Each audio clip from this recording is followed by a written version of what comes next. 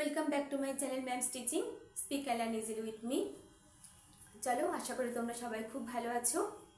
আজকে যে ভিডিওটা হচ্ছে, আমি ভিডিওটা তোমাদের সামনে নিয়ে এসেছি, সেটা একটা রিকোয়েস্টেড ভিডিও। আমি তোমাদের অনেক আগেই নন ফাইনাইট ভার্বের ওপরে ভিডিও দিয়েছি। নন ফাইনাইট ভার্ব কারা? যারা অ্যাকচুয়ালি সেন্টেন্সে ভার্বের কাজ করে না। যেরকম তাদের মধ্যে কে কে আছে, তাদের মধ্যে আছে ইনফিনিটিভ, তার মধ্যে আছে পার্টিসিপল, তার মধ্যে জেরান্ড। তো আজকে যে ভিডিওটা সেটা পার্টিসিপলের ওপর, প্রেজেন্ট পার্টিসিপলের ওপরে। চলো দেখে নিই। প্রেজেন্ট পার্টিসিপলকে আমি আরেকবার তোমাদের সামনে এক্সপ্লেন করছি।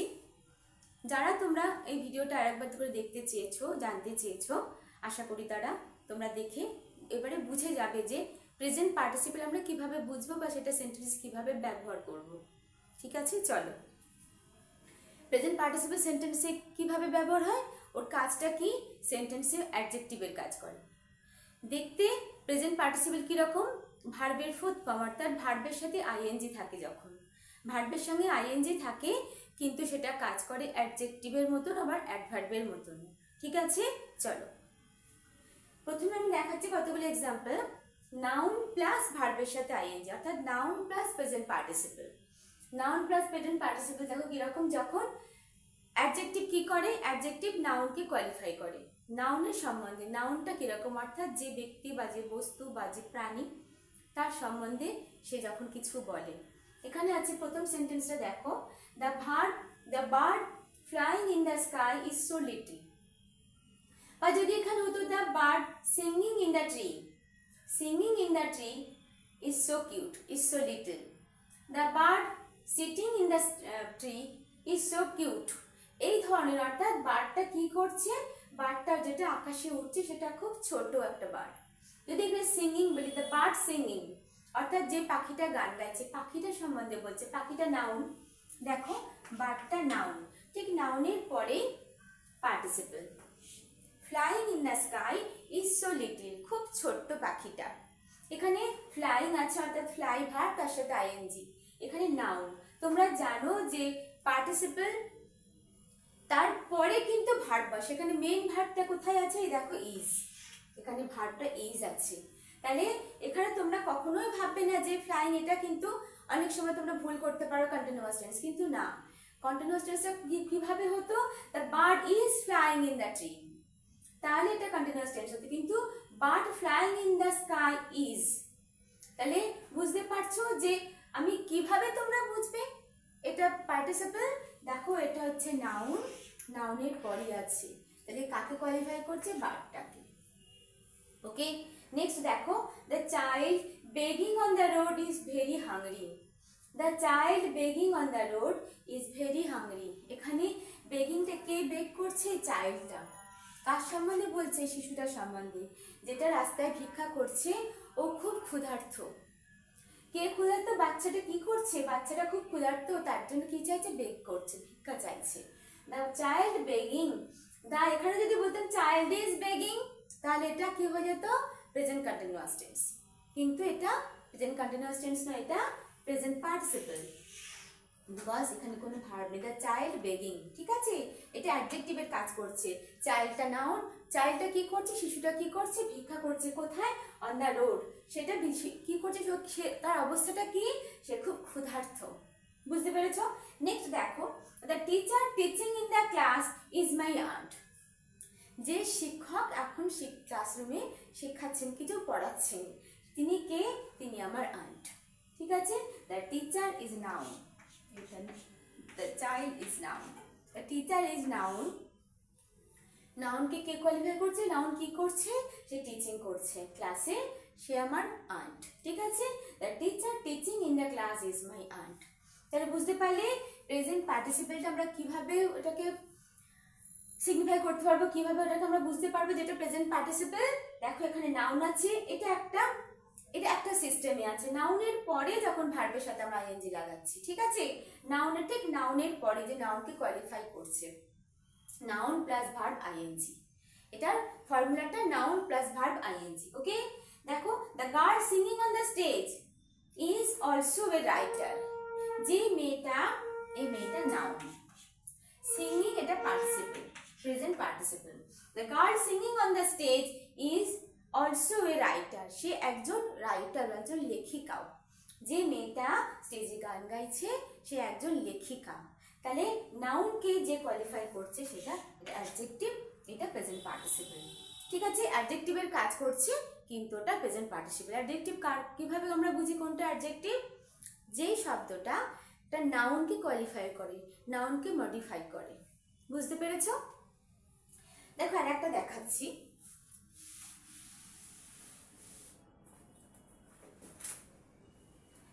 I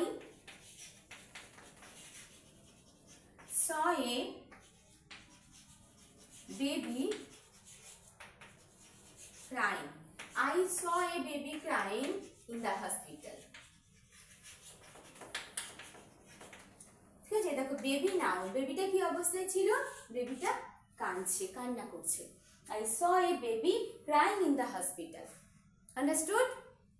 I saw a baby crying in the hospital. এখানে I saw, sawটা এখানে verb. I saw a baby crying in the hospital. Understood? তাহলে এখানে ভার্বে সেন্টেন্সের ভার্ব কোনটা? saw। আর এখানে ভার্বগুলো কে আছে দেখো, এখানে সবাই is। ঠিক আছে, তাহলে সেন্টেন্সের ভার্বটা কোথায় আছে?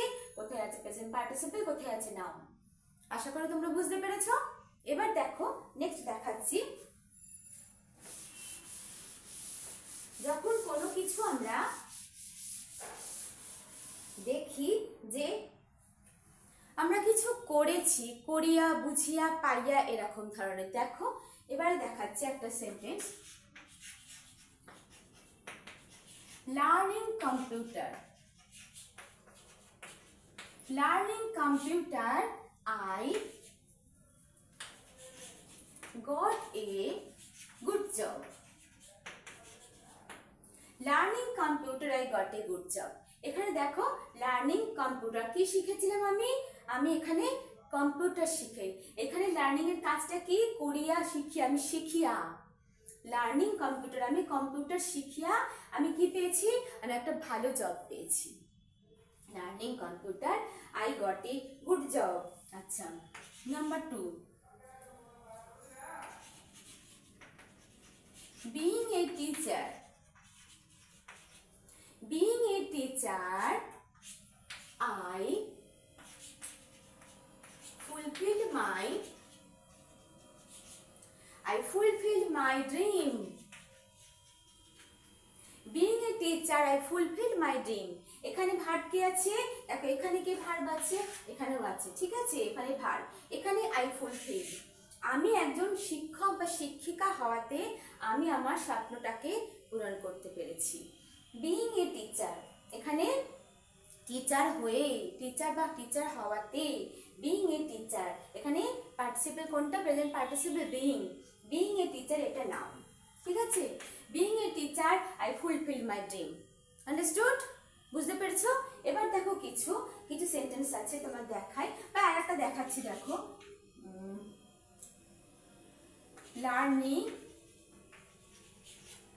Learning English.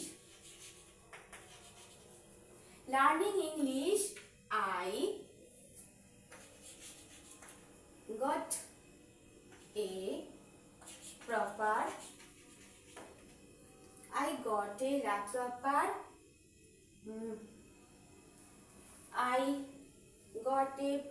my lifestyle.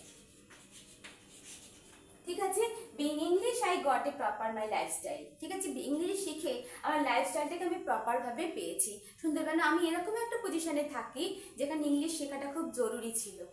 সেটা শেখার পর আমার লাইফস্টাইলটা একটা অন্যরকম হয়ে গেছে, যেরকম যেটা আমি চেয়েছিলাম ঠিক সেরকম হয়েছে।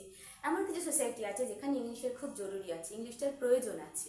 তাহলে বুঝতে পারছো, লার্নিং ইংলিশটা শিখে I got a proper my lifestyle. ওকে, এবার দেখো এখানে লার্নিং প্রেজেন্ট পার্টিসিপল ইংলিশ। ঠিক আছে, এবার নেক্সট দেখো। এবারে কিছু সেন্টেন্স আছে যেগুলো চলন্ত, ঘুমন্ত, এরকম ধরনের কিছু। Don't jump, don't jump from running train or bus. Don't jump from running train. এই যে রানিং ট্রেন, যে চলন্ত ট্রেন থেকে, কখনো চলন্ত ট্রেন থেকে ঝাঁপ দিও না। Don't jump from running train. He jumped from a running car. He jumped from a running car to attempt suicide. Running car, ঠিক আছে, চলন্ত ট্রেন, রানিং চলন্ত গাড়ি, এইগুলো এই ধরনের যখন সেন্টেন্স তোমরা দেখবে, এখানে ভার্ব কি আছে? জাম্পড, ঠিক আছে, ডোন্ট জাম্প। তাহলে এখানে ভার্ব আছে, সে চলন্ত গাড়ি থেকে ঝাঁপ দিয়েছিল সুইসাইড অ্যাটেম্প করার জন্য, ঠিক আছে। From a running car, running train, ঠিক আছে। এই দেখো, never disturb a sleeping baby বা sleeping old man. Never disturb and sleeping old man. Never disturb a sleeping baby. Sleeping baby, বেবিটা কি করছিল? বেবিটা ঘুমন্ত অবস্থায় ছিল। এটা প্রেজেন্ট পার্টিসিপল। তাহলে বেবিটাকে কোয়ালিফাই করে, এখানে নাউনটা দেখো পরে আছে। আগে তোমাদের যে সেন্টেন্সগুলো দেখিয়েছি, নাউন প্লাস ভার্ব আইএনজি, এখানে প্রেজেন্ট পার্টিসিপলটা আগে আছে, পরে নাউন আছে। ট্রেন একটা নাউন, কার একটা নাউন, বেবি একটা নাউন। আন্ডারস্টুড? ভার্ব দেখো আলাদাভাবে আছে এখানে। তাহলে এখানে সাবজেক্ট আছে, এখানে ভার্ব আছে, আবার কিছু কিছু সেন্টেন্স ধরো নেভার ডিস্টার্ব, এখানে কি ধরনের সেন্টেন্স? এটা ইম্পারেটিভ সেন্টেন্স। নেভার ডিস্টার্ব, এখানে সাবজেক্ট উৎস আছে। নেভার ডিস্টার্ব, কখনো বিরক্ত করো না একজন ঘুমন্ত শিশুকে।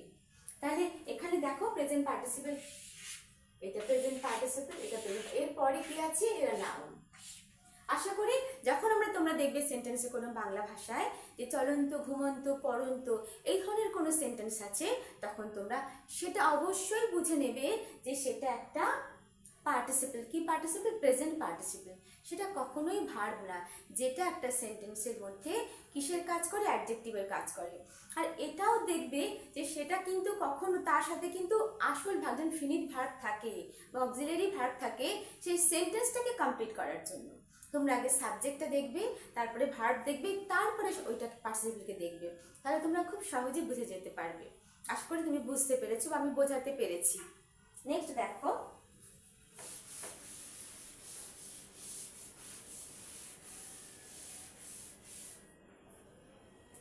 আচ্ছা এবারে কিছু দেখো, আমি ফ্রেজ দেখাচ্ছি, প্রেজেন্ট পার্টিসিপল ফ্রেজ, ঠিক আছে।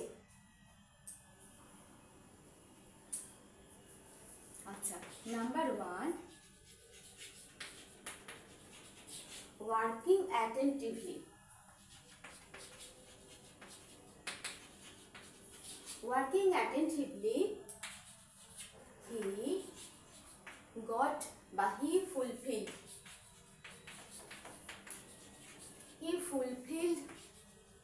his dream. এটা লিখতে পারি যে ওয়ার্কিং অ্যাটেন্টিভলি, ওয়ার্কিং অ্যাটেন্টিভলি, ঠিক আছে। এই যে এটা অ্যাটেন্টিভলি, এটা কিন্তু পার্টিসিপল, টোটালটা হচ্ছে একটা present participle phrase, working attentively, he fulfilled his dream. বা এটাও তুমি লিখতে পারো ওয়ার্কিং বা reading, reading attentively, reading attentively, he got a good result. Reading attentively, he got a good result. Working, reading attentively, এটা কিন্তু পার্টিসিপল ফ্রেজ, টোটালটাই একটা, এটা পার্টিসিপল, এটা পার্টিসিপল, কিন্তু ওয়ার্কিং অ্যাটেন্টিভলি, রিডিং অ্যাটেন্টিভলি এটা একটা পার্টিসিপল ফ্রেজ। বুঝতে পারছো? প্রেজেন্ট পার্টিসিপল ফ্রেজ, এটা he fulfilled his dream, reading attentively he got a good result. Understood? এই টোটালটাই হচ্ছে প্রেজেন্ট পার্টিসিপল ফ্রেজ। ফ্রেজ কি? ফ্রেজ আমরা জানি একটা সেন্টেন্সের মধ্যে যার কোনো সাবজেক্ট বা ভার্ব নেই, কতগুলো ওয়ার্ড থাকে, কিন্তু সেই ওয়ার্ডটা, সেই ফ্রেজটা সেন্টেন্সটাকে খুব সুন্দরভাবে সাজাতে পারে। ফ্রেজের দ্বারা আমরা একটা সেন্টেন্সকে সুন্দরভাবে সাজাতে পারি। ঠিক আছে, তাহলে দেখো আর একটা দেখাচ্ছি। Being a poor man, being a poor man, he was given some food by him. Being a poor man, he was given some food by him. এটা প্যাসিভে আছে, কিন্তু দেখো being a poor man, এই being প্রেজেন্ট পার্টিসিপল আর এটা পুরোটাই participle phrase. being a poor man participle phrase, being a poor man he was given some food by him.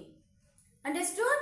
তাহলে আমরা বুঝতে পারলাম যে প্রেজেন্ট পার্টিসিপলটা আমরা, তোমরা এইটা মানেটা খুঁজবে, অর্থটা কি, যে অর্থটা কিন্তু সেন্টেন্সে একটা অ্যাডজেক্টিভের মানে বোঝাচ্ছে, কোথাও অ্যাডভার্বেরও মানে বোঝাচ্ছে। তাহলে সেটা যখন আমরা বুঝে যাচ্ছি আর দেখে নেবো সাবজেক্ট কোথায়, ভার্ব কোথায়, তোমাদের কাছে তখন টোটালটা ক্লিয়ার হয়ে যাবে যে এটা participle, present participle.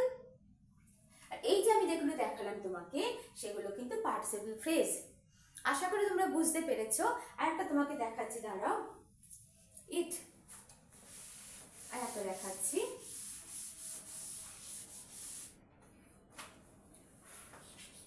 it being a rainy day,